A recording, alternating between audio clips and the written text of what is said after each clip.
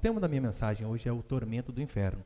Antes da gente ler aí capítulo 9, versículo 1, vamos ler o último versículo do capítulo 8, que eu não falei sobre ele a semana passada. Diz assim: Então olhei e ouvi uma águia voando pelo meio do céu e dizendo em alta voz: Ai, ai, ai dos que habitam na terra, por causa dos toques das trombetas dos 3 anjos que ainda virão. Aí o verso 9 começa assim, o capítulo 9 começa assim: O quinto anjo tocou a sua trombeta, e viu uma estrela que havia caído do céu à terra, e foi-lhe dada a chave do poço do abismo. Quando ela abriu o poço do abismo, subiu uma fumaça do poço, como fumaça de uma grande fornalha. Então o sol e o céu escureceram como fumaça do poço. Da fumaça saíram gafanhotos sobre a terra. Foi-lhe dado poder como de escorpiões na terra. A eles foram dadas ordens para que não causassem dano à vegetação da terra, nem à plantação ou a árvore alguma, mas somente aos que não tivessem o selo de Deus na testa. Até aí tá bom, se der os outros 2 versículos eu explico. Olha para cá, por favor. É interessante que aqui, estamos dando apenas continuação às pregações sobre Apocalipse.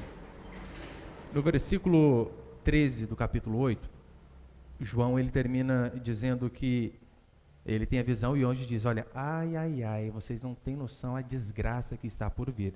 E lembrando, ele diz isso depois da desgraça que nós vimos no capítulo 8. E justamente ali, o que tinha acontecido? Aquelas trombetas, aquelas calamidades, falavam de desgraças do juízo de Deus sobre o mar. Lembra que caiu uma estrela chamada Absinto nas fontes dos rios, deixou tudo amargo, por conta disso pessoas morreram. Caiu uma pedra sobre o mar, uma grande pedra, uma estrela sobre o mar. Diz a Escritura que 1/3 dos animais morreram, e junto com aquilo ali, 1/3 das embarcações naufragaram. Desgraças e mais desgraças. Só que daí, aqui no capítulo 9, as desgraças começam a mudar. Não eram direcionadas mais, como era no capítulo 8, a terra e as coisas que estavam ao redor, o mar, e tudo isso, mas aqui começa a ser direcionada ao ser humano. Por isso que ele diz: ai daqueles que estão na terra, porque aquilo que estava ruim vai piorar. Então ele começa a descrever esse monte de coisa aqui que nós acabamos de ler e vamos continuar lendo também. O juízo de Deus ele começa a ser direto na vida dos homens que rejeitam a Deus. E a forma como que Deus faz isso, a Escritura vai dizer que é através de demônios agindo na vida das pessoas. Esta é a forma que Deus usa para punir aqueles que não deram ouvidos à voz do Senhor, pregada através dos profetas, dos apóstolos, dos pastores e de qualquer outro instrumento que Deus tenha usado. Essa descrição que nós lemos aqui é a descrição do próprio inferno. Em que sentido? A Bíblia diz que a angústia desses homens vai ser tão grande que eles vão desejar a morte, vão procurar, buscar a morte, mas diz a Escritura que a morte vai fugir dessas pessoas. Tamanho vai ser o tormento que estes homens e mulheres passarão. Algo do tipo, olha, as coisas estavam ruins e de fato pioraram. E você não tem noção o tanto que piorou. O resumo aqui deste capítulo é basicamente isso. Uma estrela, ela cai, e se você prestar atenção, diz que essa estrela, ela tinha até uma personificação, porque Deus dá a ela a chave do abismo. Então não era algo imaterial, ou algo estático. Eu já vou explicar o que significava isso. E então, ela abre ali o abismo, do abismo sai uma fumaça, a fumaça, ela escurece uma parte do céu, do sol, uma parte do céu, e então a desgraça vem em forma de gafanhotos, que a Bíblia vai dizer que é demônio. Eu sei que muitas pessoas são extremistas. Em que sentido? Para muitos, tudo é o demônio. Ah, mas o meu filho pegou resfriado. É o demônio, você tinha que orar. Não, às vezes não era, às vezes você deixou o menino sair do banho quente e ficar na frente do ventilador. Não tem nada a ver. Mas nós também não podemos ir para o outro extremo, achar que não há essa influência maligna, porque a Bíblia vai dizer que sim, que existe. Eu sei que tem o extremo daquelas pessoas, como eu disse, que em tudo vem um demônio. Acho que hoje é dia 31, né? Se você está aqui é porque você não morreu dia 30. Lembra aí da profecia do pastor herege lá?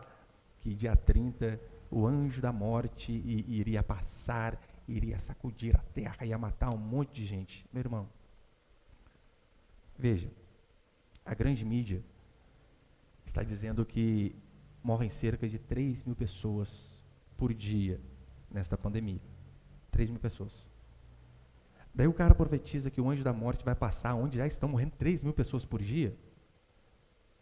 É tipo um time está aos 45 do segundo tempo, dizendo que vai ser campeão e está ganhando de 5-0. A probabilidade de ganhar é enorme.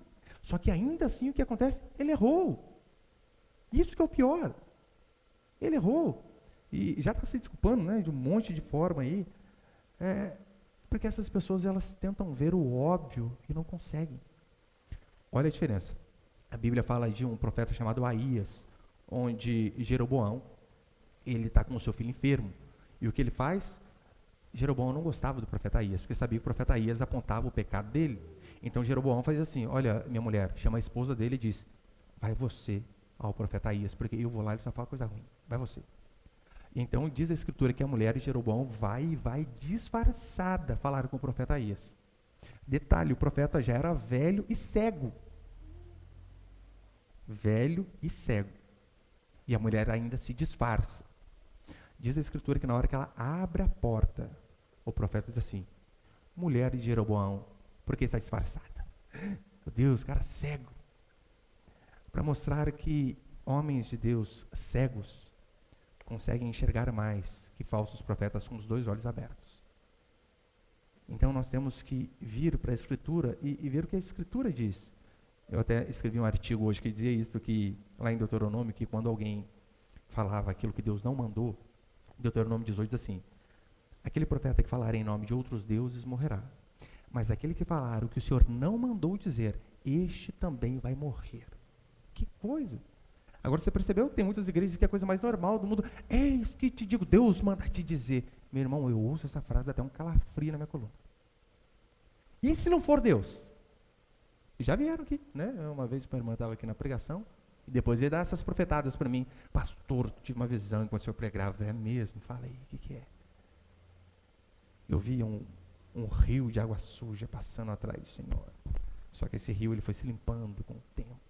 E depois a água saiu limpa. Eu falei, o que significa isso? Agora você precisa orar e buscar a Deus para que você tenha revelação. Eu falei, mas você vem com a profecia e eu que tenho que orar e jejuar agora? Tá difícil o negócio, hein? E normalmente quando eu ouço isso, eu falo assim, olha, você está dizendo que isso é de Deus? Nós podemos fazer uma oração aqui, que se não foi Deus que falou isso com você, como diz Deuteronômio 18, 20, que aquele que falar o que Deus não mandou dizer deve morrer. Eu posso orar aqui para que se isso não for de Deus, você morra instantaneamente, um infarto bem rapidinho para você não sentir dor, um aneurisma, uma parada respiratória instantânea. Não, onde que elas querem que ore? De jeito nenhum. De jeito nenhum. Mas nós não podemos ficar nesse extremo, dessas pessoas que veem demônio em tudo, mas também não podemos ir para o outro extremo, dos intelectuais de achar que demônio não age, que ele não influencia a vida das pessoas, sendo que a Escritura é clara, sendo que Paulo diz, olha, nós não ignoramos as suas artimanhas, os seus desígnios, então é claro que eles agem. O primeiro princípio é o seguinte, Satanás na terra, olha o verso primeiro, Apocalipse 9:1. O quinto anjo tocou a trombeta, e viu uma estrela que havia caído do céu sobre a terra, e foi-lhe dada a chave do poço, do abismo. No Antigo Testamento, de forma poética, às vezes nós vemos as estrelas ali recebendo personificações. Nós vemos no Antigo Testamento. Aqui João, ele fala que essa estrela tinha algumas características, não era apenas um corpo celeste, inanimado, mas que ela tinha algumas características, tanto é que ela recebe a chave do abismo. O que se pressupõe ali, né, talvez seja uma mão. O que se pressupõe ali é raciocínio, porque ela abre a porta do abismo. Nada a ver com um objeto inanimado. É daí que muitos intérpretes, de fato, dizem que aqui se tratava de Satanás quando ele caiu na terra. Porque Jesus vai falar a mesma coisa em Lucas capítulo 10. Ele diz, olha, eu vi Satanás caindo como um relâmpago no céu.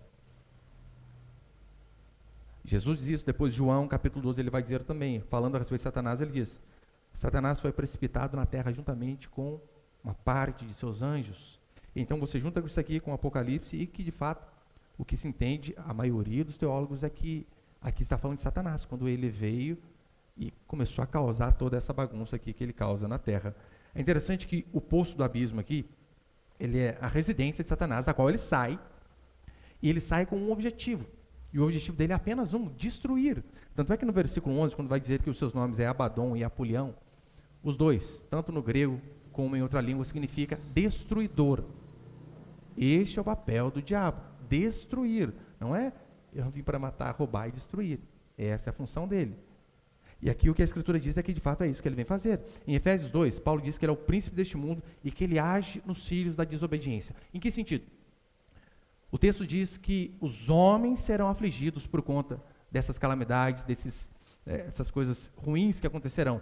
Mas não todos os homens. Aqueles que não têm o selo de Deus na testa. Ou seja, os ímpios. É a mesma coisa que Paulo diz. O diabo ele vai agir nos filhos da desobediência. Aqueles que talvez tiveram a oportunidade de ouvir a palavra, raciocinaram e mesmo assim decidiram não seguir aquilo que o Senhor tinha proposto. A Escritura diz que o juízo vem justamente sobre esses. E o que a Bíblia vai descrever para mim e para você, meu irmão, ele age de inúmeras formas. Inúmeras formas. Como, por exemplo, a Escritura diz que ele age causando contenda entre os homens. Contenda, literalmente. Os homens terem brigas ali entre si. Ele age através de enfermidade. Tanto é que no Evangelho de Lucas, capítulo 13, Jesus ele chega diante de um homem doente e expulsa o demônio. Mas calma aí, o cara não estava enfermo. É porque aquela enfermidade tinha a ver com o quê? Com o demônio.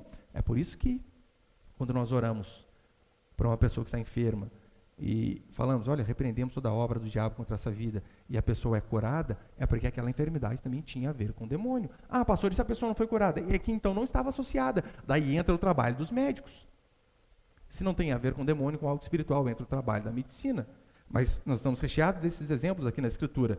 A Bíblia vai dizer em Marcos capítulo 5 que loucura, muitas delas, têm a ver com o demônio. Pessoas que vinham de forma lunática, loucas ali, Jesus também associa com o demônio. Em 1 Samuel capítulo 16, fala sobre o rei Saul, que ele era atormentado. Você consegue imaginar um rei, a qual vinha um espírito maligno e o atormentava. Um rei que não tinha paz. Por quê? Não tinha a ver com bens materiais, com a quantidade de dinheiro que ele tinha, mas porque havia um demônio influenciando a vida dele. Então nós vemos os demônios agindo de inúmeras formas. E essa é a descrição exata aqui de Apocalipse, capítulo 9. Por conta do pecado do ser humano, ele abre então uma brecha para que o diabo possa influenciar a sua vida. Porque todo pecado, grande ou pequeno, é uma brecha que nós estamos abrindo para que o diabo possa nos destruir. Por isso a importância de... Eu sei que parece até um jargão, né? Vigiai, vigiai, vigiai. Mas é importante. Eu sei que às vezes nós pecamos sem saber. Tem coisas que às vezes fazemos errado que depois que alguém fala, nossa, mas eu faço isso há quanto tempo? Eu não sabia. Isso é um fato.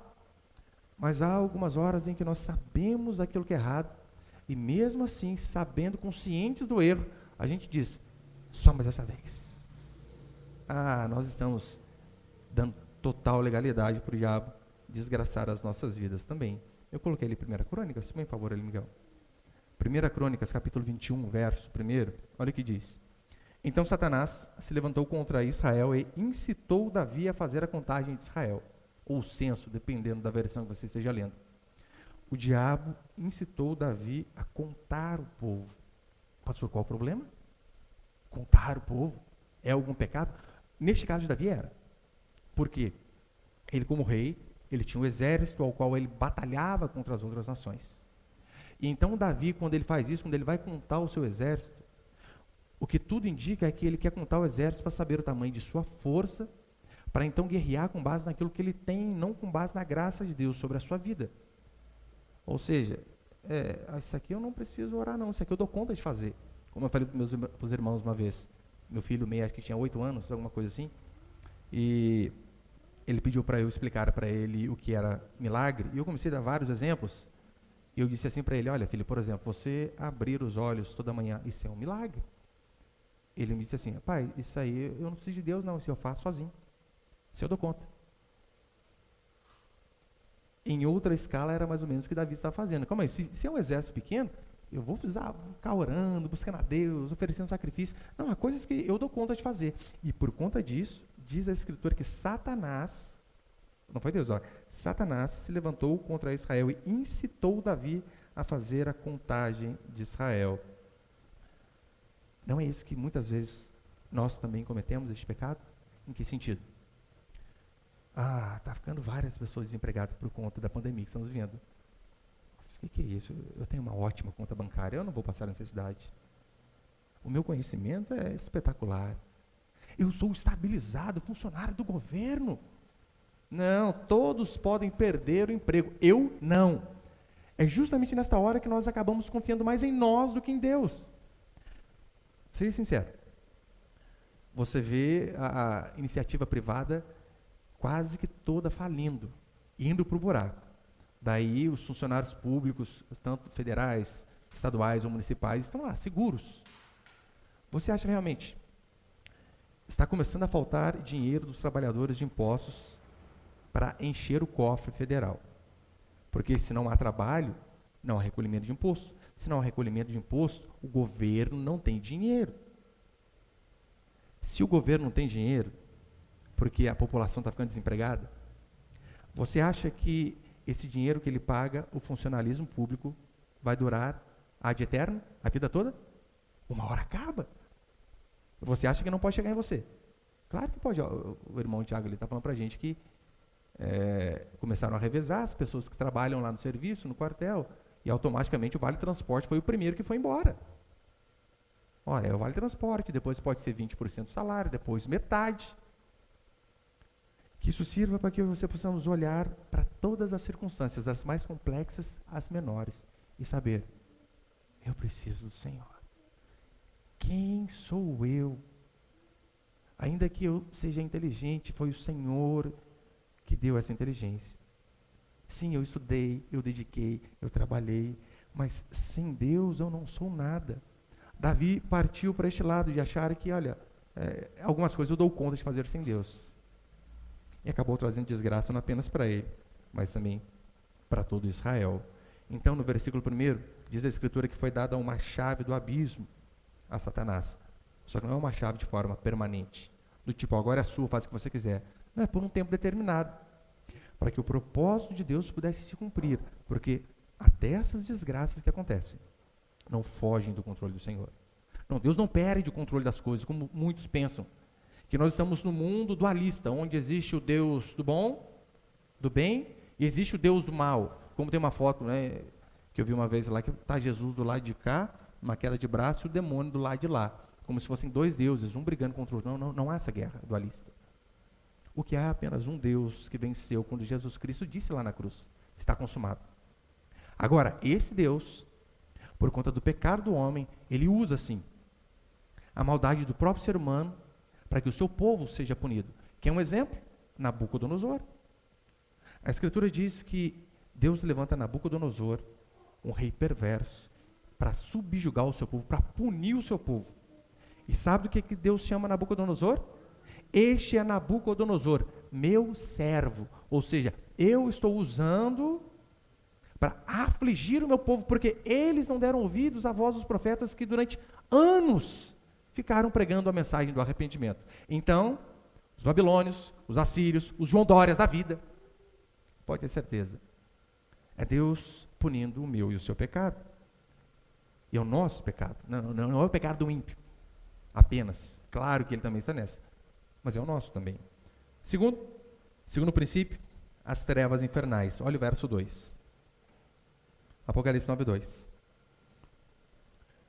Quando ela abriu o poço, ela quem é a estrela, Satanás, abriu o poço do abismo, subiu fumaça do poço como fumaça de uma grande fornalha, e então o sol e o céu escureceram como fumaça, com a fumaça do poço. Obrigado.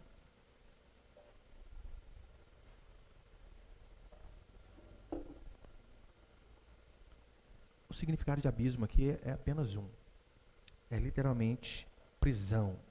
Prisão onde mora Satanás, juntamente com seus seguidores, com os anjos caídos.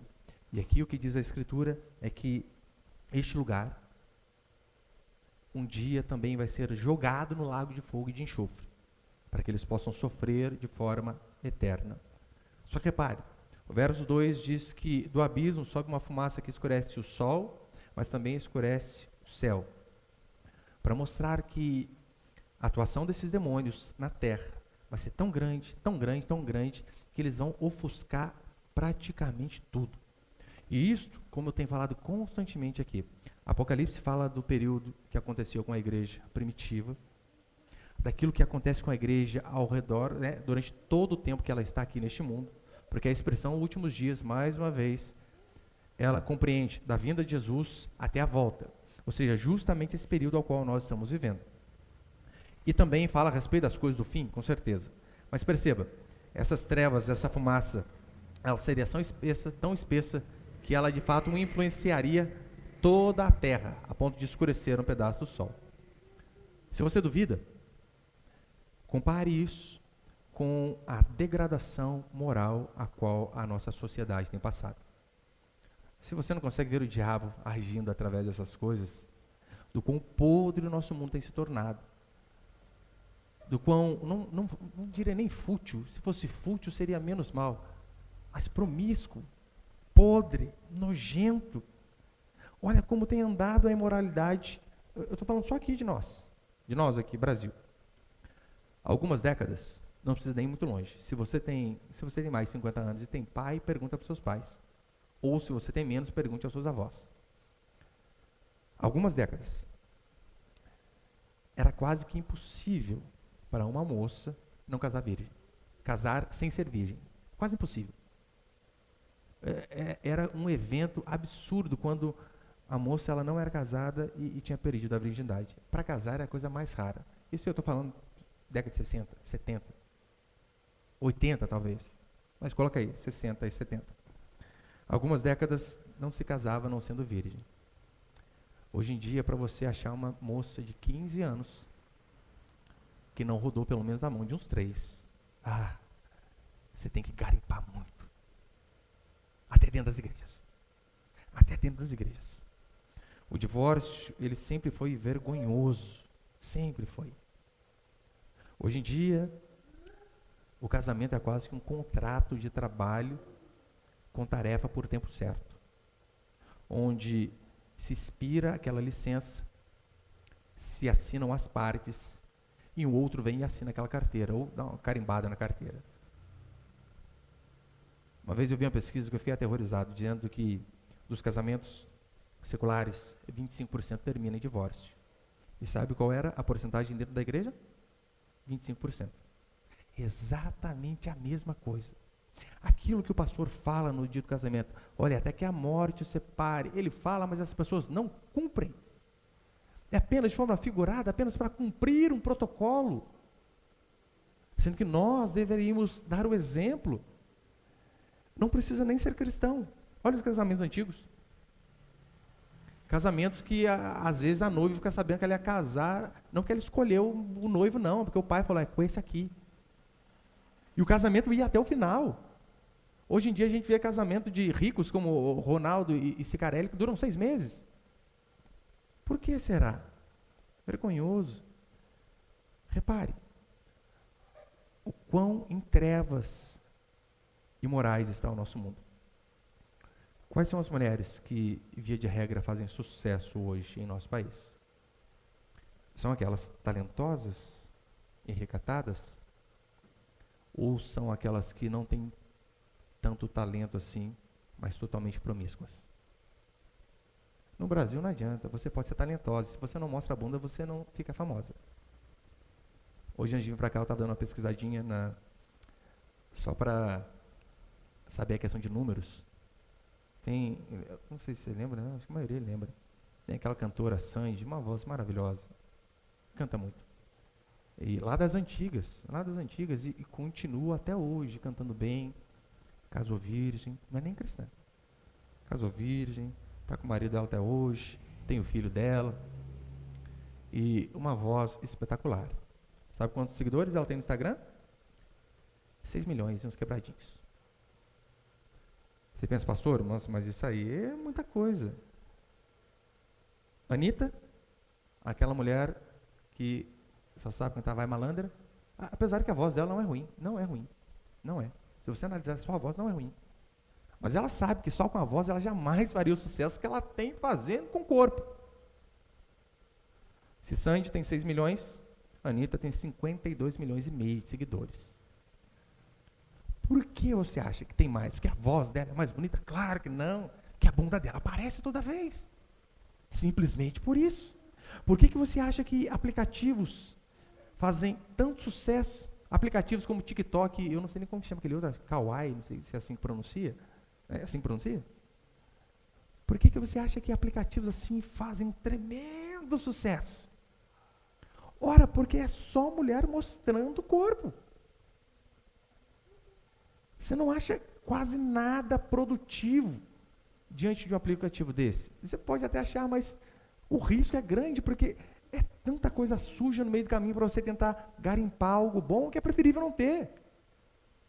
Aí você olha lá, o Instagram de um pregador bom, um pregador conhecido, o cara rala.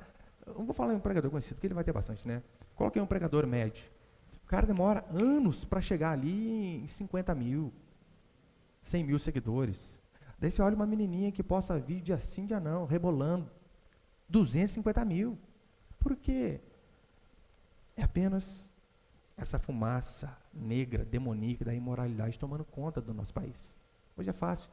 Já estou encerrando. Eu lembro de ter visto essa semana um aluno tendo uma aula online, e ele está com o notebook dele ali, e então o professor vai começar a aula. Ele deixa ali o microfone, né? E não sei quem gravando, e o professor começa assim: olha, eu queria primeiramente desejar uma boa tarde a todos que estão assistindo a aula. Aluno, professor, calma aí. Todos? Sim. Não é mais fácil falar todos? O moleque acho que 12, 11 anos, alguma coisa assim. Não é mais fácil o senhor falar bom dia a todos? Porque o todos já engloba a todos. E o moleque ainda falou, não é isso que a língua portuguesa diz, né? Todos. Isso aí não existe, todos. Olha, professor, se eu falo todos, eu vou estar magoando pessoas que não se identificam com o sexo masculino ou feminino. É por isso que eu falo todes. Porque então essas pessoas cis, elas se incluem aí. Seu sexo biológico para elas, elas não se identificam com aquilo lá. Então, por isso falamos todes. E o menininho respondeu, não, mas se o senhor falar todos, o senhor vai, no caso, magoar elas, né? Agora, o ofendido estou sendo eu. O senhor me chamando de todes. E a maioria das pessoas aqui da nossa sala, não, professor, tomar um coice de um moleque de 11 anos desse, né? Podia dormir sem essa. Mas esse é o mundo ao qual nós vivemos. Essas fumaças demoníacas da imoralidade, das trevas, estão por todo lado. É o tempo todo eles tentando emplacar essa questão de ideologia de gênero. E os argumentos são os mais controversos possíveis. Olha para você ver, fala isso não é loucura. É por isso que hoje em dia eu tenho discutido menos com o esquerdista, porque eu tenho visto que é perca de tempo. O que eu tento fazer é colocá-los em contradição. É a coisa mais fácil do mundo. Daí você vê eles se respondendo a si mesmos. E o problema seu está resolvido. Eles dizem assim, é que a criança, ela não nasce menino ou menina. Que essa questão de homem e mulher é uma construção social. Se você não ficar dando carrinho para o menino, ele não vai gostar de carrinho. Agora, como a sociedade sempre empurra carrinho e azul para menino, é por isso que ele gosta. Eu posso dar para você várias pesquisas que já fizeram, de fato, deixando a criança sem influência nenhuma. Automaticamente o menininho vai para o martelo, aí chuta a bola, a menina vai ali para a bonequinha. Mas esse é o argumento deles. A criança, ela nasce neutra. O resto, menino, menina, é apenas uma convenção social. Daí você pergunta, e o gay? Não, o gay nasce gay. Como assim? É só esse que nasce gay, né? Percebeu que este é o argumento que eles dão? Consegue ver que eles mesmos se contradizem o tempo todo. O tempo todo. Agora, essa fumaça demoníaca da imoralidade, ela tem infestado a toda a terra, infelizmente. Você percebeu que se nós não nos posicionarmos contra esses argumentos que eles têm tentado nos obrigar a crer, se nós não nos posicionarmos contra, não se espante. Se o aumento da pedofilia começar a crescer, e atrás deste movimento ter uma bandeira fincada dizendo assim, respeite toda forma de amar. Não é isso que os homossexuais dizem? Que nós devemos respeitar a diversidade do amor? Então, como? Você vai chegar e vai falar, olha, rapaz, você tem 30 anos, você não pode namorar a menina de 7. O menino, né? Não pode. Eles vão dizer para nós, não, respeite toda forma de amar. Respeite. Não se espante com a juventude mais maldita que nós temos de todas as eras. É essa a qual nós temos. Sabe por quê? Porque os filhos, eles perderam total respeito pelos pais. E a Escritura, ela é incessante em dizer, honra teu pai e tua mãe para que te prolonguem os seus dias. Provérbios, capítulo 2, capítulo 20, verso 20, vai dizer assim, quem amaldiçoa pai ou mãe terá sua lâmpada apagada e ficará nas mais densas trevas. É apenas um eufemismo para dizer, aquele que desonra pai e mãe, pode ter certeza, o Senhor vai prestar contas com ele rapidinho. E para encerrar, põe só o terceiro para terminar. Terceiro princípio, os demônios e o tormento dos ímpios. Olha o verso 3 e 4. Daí, 6 e 7 a gente vê semana que vem. Verso 3 e 4, acompanha comigo. Da fumaça saíram gafanhotos sobre a terra e foi-lhe dado poder com o dos escorpiões da terra. A eles foram dadas ordens para que não causassem dano à vegetação da terra, nem à plantação ou árvore alguma, mas somente aos que não tivessem o selo de Deus na testa. Perceba, agora vem os gafanhotos, com força de picadas como escorpião, e eles não causariam dano nenhum à terra, às plantações, nada, exclusivamente ao ser humano. A oitava praga, lá em Êxodo, diz que era justamente essa daí, a questão dos gafanhotos, que vieram e devoraram tudo. E se os gafanhotos devoraram as plantações, consequentemente, tanto animais como homens ficaram sem alimento, porque o povo ali dependia daquilo. Agora, em Joel, capítulo 1, vai dizer a mesma coisa. Joel, ele profetiza a respeito dos gafanhotos e o cenário é de desgraça. E aqui, o que a Escritura diz é que, de forma ilustrativa, é que esses gafanhotos virão com uma força de uma picada, com a dor de um escorpião, para castigar não as plantas, não as árvores, mas exclusivamente os homens ímpios. Eles irão ferir os ímpios com ferrões. E, como eu disse, isso aqui é apenas, não de forma literal, apenas uma figura de linguagem. Eu não sei, alguém que já foi picado pelo escorpião? Acho que não, né? Tem uma prima da minha esposa que foi, ficou ruim, né? Ruim. E já era grande. O médico falou, não, você não vai morrer não. Quase. Mas você vai permanecer. E a mulher já grande, com um filho. Nossa, é terrível. E aqui a analogia é esta. Sofrimento terrível, mas não vai morrer. Mas vai sofrer demais. Irão ferir os ímpios, que eles vão sentir muita dor. Por que isso aqui é apenas uma analogia, apenas uma comparação? Lembra quando a Escritura diz que o céu ele terá ruas de ouro? Você acha mesmo que isso é verdade? É apenas uma forma de Deus, soberano, onipotente, se comunicar conosco, seres humanos. Ele quis mostrar para a gente algo de valor. E o que tem valor para nós? O ouro. O ouro é algo valioso. Então ele usa isso, o ouro, as pedras preciosas, para mostrar. Olha, o céu vai ser assim. Mas é claro que vai ser muito melhor do que isso. É apenas para que eu e você tenhamos um vislumbre do que vai ser.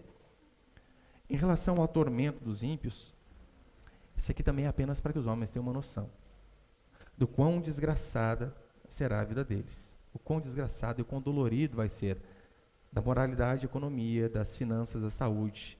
O que a Escritura diz é que os demônios arrasarão toda a vida daquele homem e daquela mulher que não deram ouvidos à voz do Senhor, que talvez tiveram oportunidade de ouvir durante tempos, mas mesmo assim rejeitaram. Em João capítulo 13, verso 27, vai dizer que Satanás, ele entra em Judas. Lembra o que acontece? Ele entra em Judas. Judas não se retorce. Que muitos pensam isso, né? O demônio entrou no fulano. Vai ficar assim. Em Judas não é isso que acontece. O demônio entra em Judas. O que ele faz? Ele vai vender Jesus Cristo. Barganhar Jesus Cristo por dinheiro. Então, muitos desses pastores aí que você vê vendendo o evangelho, pode ter certeza, estão todos endemoniados. Não precisa engrossar a voz, nem virar a mão, para estar cheio de demônio, de jeito nenhum. Então diz a Escritura que o demônio entra em Judas, e o que ele faz? Ele vai suicidar. Suicidar. Em Apocalipse diz que as pessoas sofrerão tanto que elas vão buscar a morte. Só com um detalhe, elas não vão conseguir achá-la. A morte vai fugir delas. Para quê? Para que aquele tormento continue de forma constante. Constante. A morte não será alcançada. Olha, na mitologia grega tem a história de dois irmãos chamados Prometeu e Epineteu. Zeus dá a eles o poder de fazer ali os animais, nomear os poderes. E então esses irmãos começam a dar velocidade aos animais, a sabedoria, a rapidez e essas qualidades. Só que então quando chega na parte dos seres humanos, eles já estão ali, nossa, a gente já gastou tudo que a gente podia gastar, o que a gente vai dar para o homem? Então eles não têm muita coisa para dar para o homem. Então a mitologia vai dizer que Prometeu, ele faz algo que Zeus não queria que ele fizesse. Ele pega um pouco de fogo e leva aos homens, e dá o fogo aos homens para que os homens pudessem dominar o fogo. Zeus fica extremamente furioso com essa atitude de Prometeu. E a forma de Zeus, o supremo deus do Olimpo, punir Prometeu é como? Ele acorrenta Prometeu e faz com que uma águia venha diariamente comer o seu fígado. Come, ele chora, dor e grita. E então quando a águia vai embora, o fígado dele se regenera. No outro dia a águia está ali de novo, trazendo sofrimento, sofrimento, sofrimento. Na história da mitologia grega, depois ele é salvo por Hércules ou por Quirion, dependendo da história que você lê. Mas a Escritura diz que o homem que não se arrepende de seus pecados não vai ter ninguém para salvar. A oportunidade que ele tem de se arrepender é hoje. É olhar para si, olhar para os seus pecados, para os seus erros e dizer: oh Deus, perdoa. Eu farei de tudo para ser diferente a partir de hoje. Porque tem coisas, meu irmão e minha irmã, que você não precisa de um tempo, de uma semana, de um mês para mudar. Tem coisas que você precisa mudar de forma instantânea. Eu sei que há alguns hábitos, que demora.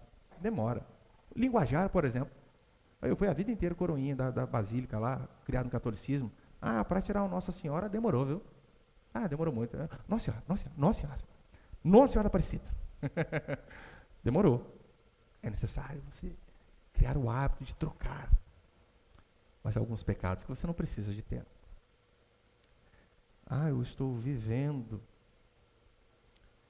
com uma pessoa, morando junto, tendo relações sem estar casado. Não, você não precisa de tempo. Você precisa de uma decisão. Não farei mais. Ou caso separe. Drogas. Meu problema é o vício. Toda vez que eu passo lá, eu caio. É passar em outro caminho. O meu problema é a imoralidade, a internet é horrível. Cancele os planos do celular. Mas o que precisa é atitude. Por quê? Para encerrar, põe Daniel ali. Pode pôr Daniel e Lucas, pode pôr os dois. Daniel capítulo 12 diz assim: muitos dos que dormem no pó da terra ressuscitarão, uns para a vida eterna e outros para vergonha e desprezo eterno. Lucas capítulo 16, e clamando disse, aqui é a história de Lázaro e Abraão. Pai Abraão, lembra o rico? O rico teve todos os seus bens na terra e em compensação depois estava lascado. E clamando disse, Pai Abraão, tem misericórdia de mim e envia-me Lázaro para que molhe na água a ponta do dedo e me refresque a língua. Olha a cena de desespero. Pai Abraão, eu não quero um copo d'água não. Fala para Lázaro lá, apenas molhar o dedinho na água e molhar a ponta dela. Não quero nem um gole, a ponta da língua. Ótimo. E me refresque, pois estou atormentado nessas chamas.